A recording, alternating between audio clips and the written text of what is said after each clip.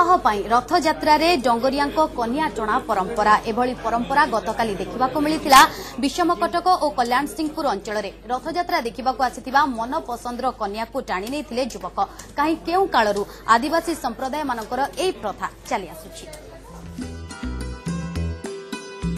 कन्या टणा आज भी डंगरिया संप्रदाय रे विवाह पाई चली ए परंपरा।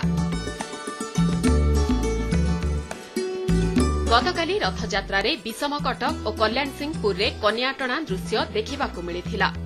मनपसंदर कन्या को विवाह पाई घर को टाणी नेउथिले युवक।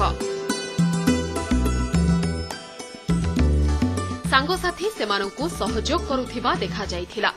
एहा परे हेबो बुझामणा पर्व। गाँ मुंड निशान मुंडा निकटरे कथा छिड़िब। एहा परे जाई विवाह हेबो।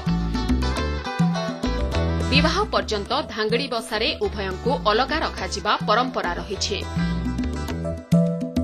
आमर पूर्व काल रचा आम रथ यात्रा चली गले जिका जुकु आउरी हाथ दरक नहीं जीवो से प्रकार आमर पूर्व पुरुषारे आमर अछि। आमर ढंगरे जाति माने एमती जिकी कर नहीं जीवा आज्ञा तापर लास्ट को तार मा बापा घर को आउ जीवे एटा पैसा जला पैसा दर करे। हां एतिका मोर किछि नाही। सहर आखपाख अंचल रे कन्याटणा परंपरा एबे धीरे धीरे बंद हेबाकू बसिछे।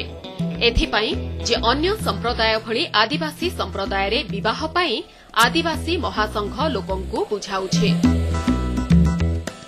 10-12 खंड गाँ लोक बड़ बड़ लोक मैंने बसी यहाँ निष्पत्ति नेले जोटा कि साधारण लोक मैंने झील घर को जाई तांकर परिवार सहित कथबार्ता करी लोकंक सहित केमती बाहागर करते पुओ सहित सीमिति आम आदिवासी कूल भी आम से निष्पत्तिटा नेलु। रथ यात्रा रे कन्या झिंका आदिम जनजाति डंगरिया कंध संप्रदायर एक प्रथा और परंपरा भावे आज मध्य प्रचलित रही।